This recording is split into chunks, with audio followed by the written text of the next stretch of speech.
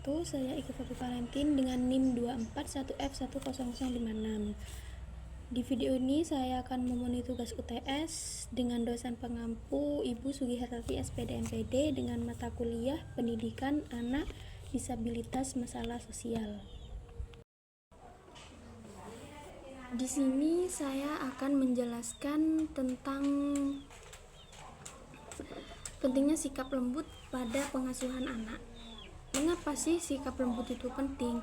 Sikap lembut penuh kasih sayang dan disertai pelukan perlu terus dipertahankan selama proses pengembangan dan pendampingan anak. Lalu apa bahaya kata-kata negatifnya? Ketika bayi mulai besar, orang tua sudah mengatakan jangan, awas, harus. Kata-kata tersebut dapat memunculkan trauma, bukan penghayatan yang menyenangkan.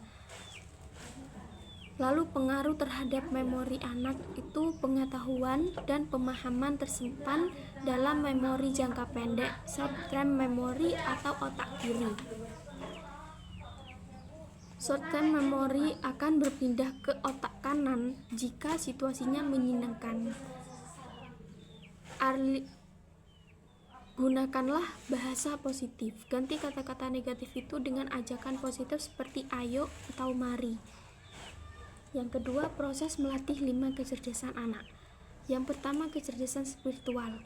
Kemampuan anak untuk memahami nilai kehidupan, memiliki makna dalam kehidupan, dan memiliki hubungan dengan Tuhan atau kekuatan yang lebih besar.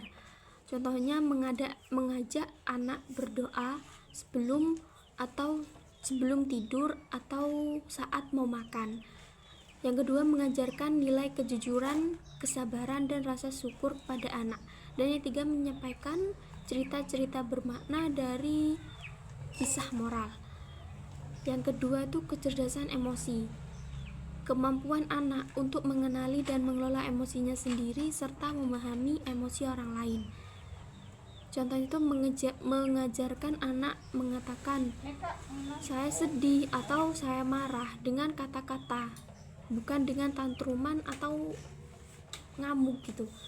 Kayak ajarkan anak itu mengutarakan emosinya tuh dengan kata-kata. Terus memberikan anak waktu untuk tenang saat marah dan melibatkan anak dalam aktivitas bermain peran untuk mengenali berbagai emosi. Yang ketiga, kecerdasan sosial. Kemampuan anak untuk berinteraksi dengan orang lain secara efektif dan pembinaan hubungan sosial yang positif. Contohnya, mengajak anak berbagi mainan pada temannya. Terus mengajak anak bermain kelompok agar bisa belajar kerjasama dan mengajari sopan santun seperti mengucapkan tolong dan terima kasih. Yang keempat, kecerdasan kognitif. Kemampuan anak dalam berpikir secara logis, memecahkan masalah, dan memahami informasi.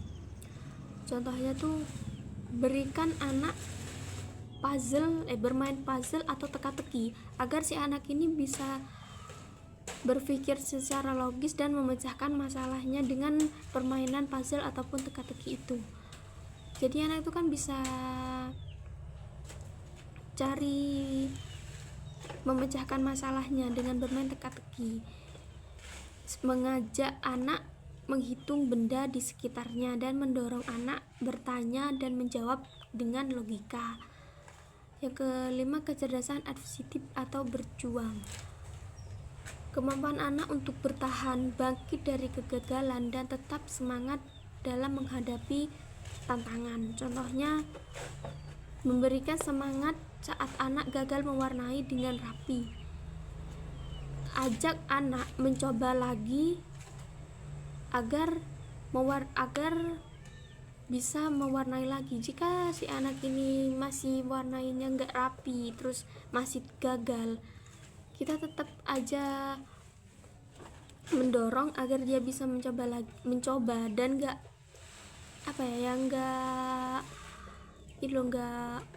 kayak mudah nyerah gitu, terus kita itu harus memuji usahanya, bukan cuma hanya hasilnya gitu kak. Kamu hebat sudah mencobanya gitu, agar si anak ini pas dia gagal dia tuh nggak nyerah gitu, tapi dia mencoba lagi sampai dia berhasil gitu. Dan materi selanjutnya saya akan menjelaskan sedikit tentang parenting dan stimulasi pada anak bermasalah sosial. Dari tahapan konsepsi sampai tahapan prasekolah.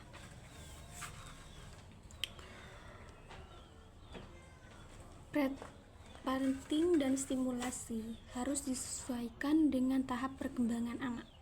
Anak dengan masalah sosial membutuhkan perhatian khusus, penguatan positif, dan lingkungan yang suportif. Kolaborasi antara keluarga, sekolah, dan masyarakat sangat penting dalam mendukung tumbuh kembang anak secara optimal. Anak bermasalah sosial adalah anak yang mengalami hambatan dalam berinteraksi dengan lingkungan sosialnya atau di lingkungan sekitar. Penyebabnya itu bisa berasal dari faktor internal seperti emosi, kepribadian, dan gangguan mental, maupun dengan faktor eksternal, contohnya lingkungan keluarganya, sekolah, atau dengan pergaulannya. Yang pertama itu tahap konsepsi. Masa sejak terjadinya pembuahan hingga kelahiran. Jadi peran orang tua itu memastikan kesehatan fisik dan mental ibunya selama kehamilan dan memberikan stimulasi dini berupa komunikasi dengan janin, berbicara atau menyentuh pada saat dalam kandungan. Yang kedua itu tahap infansi. Itu stimulasi yang dibutuhkan itu sentuhan kulit ke kulit atau skin to skin contact dengan menyusui sebagai sarana bonding dan respon cepat terhadap tangisan bayi. Yang ketiga itu tatapan babyhood, dari 14 hari sampai 2 tahun. Dia tuh mulai mengenali orang-orang di sekitarnya dan perkembangan motorik dan bahasa sangat pesat. Stimulasinya bermain sensorik, mainan berbunyi atau berwarna tekstur, berbicara dan bernyanyi pada anak. Tahapan prasekolah itu 2-6 tahun. Ciri perkembangannya tuh rasa ingin tahunya tuh lebih tinggi dan munculnya kemampuan sosialisasi dasar. Stimulasinya tuh bermain peran, terus latihan komunikasi dan ekspresi emosi. Lalu selanjutnya behavioral internal system dan self awareness. Behavioral internal system adalah sistem pengendalian diri internal yang berperan penting dalam pengaturan perilaku anak sejak usia dini. Prosesnya itu mencakup perkembangan kemampuan anak dalam mengontrol aktivitas motoriknya, dari tengkurap, duduk, hingga berjalan, dan melatih anak untuk melakukan BAK atau buang air kecil dan BAB buang air besar secara mandiri. Ini semua merupakan tahapan penting dalam perkembangan kontrol diri sebagai bagian dari mekanisme otak dalam mengatur perilaku manusia secara sadar.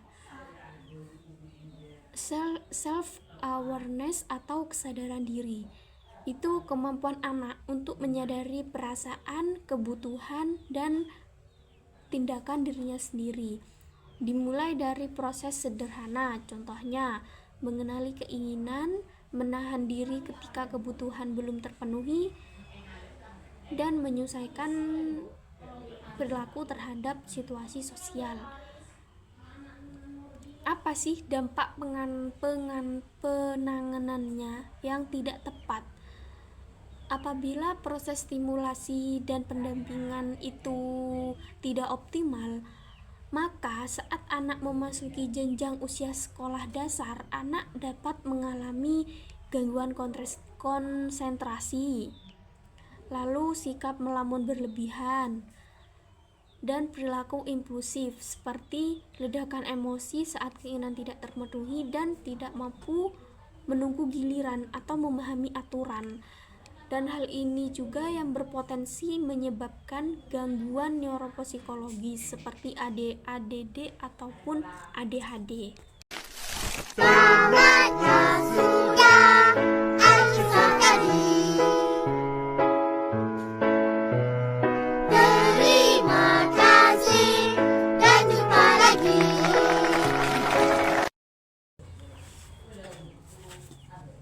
Saya akan menjelaskan sedikit tentang pentingnya toilet training. Toilet training itu adalah proses melatih anak untuk mengontrol aktivitas buang air besar maupun buang air kecil secara sadar dan mandiri sebagai bagian dari perkembangan kontrol diri dan sistem saraf somatik. Kemampuan anak mengontrol BAB atau BAK. Anak mulai mampu mengenali dorongan fisik untuk BAB atau BAK dan menunjukkan tanda-tanda tertentu seperti gelisah, diam sejenak, atau mencari tempat tertentu. Orang tua dapat mengenali pola waktunya, misal BAK setelah menyusu atau BAB terjadi beberapa saat setelah makan atau menyusu. Anak terbangun kembali setelah menyusu selama kurang lebih 1 jam menandakan dorongan BAK. Peran orang tua itu memahami bahasa tubuh anak seperti ekspresi wajah, gerakan, atau suara yang menunjukkan dorongan untuk BAB atau buang air kecil. Membantu anak mengenali rasa ingin buang air dan memberikan respon yang sesuai, seperti segera membawanya ke kamar mandi ataupun toilet.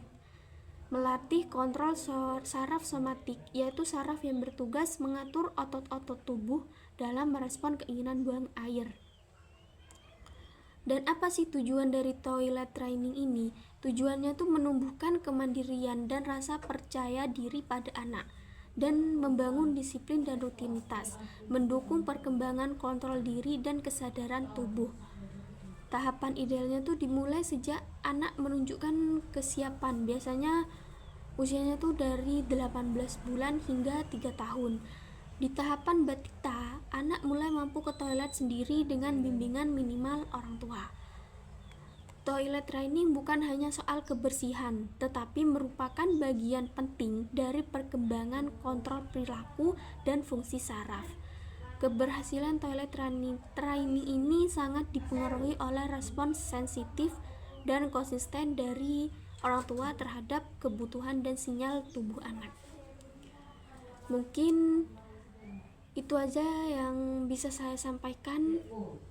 Kurang lebihnya mohon maaf. Wassalamualaikum warahmatullahi wabarakatuh. Behavioral internal system dan self-awareness adalah fondasi utama bagi perkembangan emosi, perilaku, dan sosial anak. Stimulasi yang dilakukan secara konsisten, tepat, dan penuh kasih di usia dini sangat diperlakukan untuk mencegah gangguan perilaku dan membantu anak mengembangkan kontrol diri secara sehat.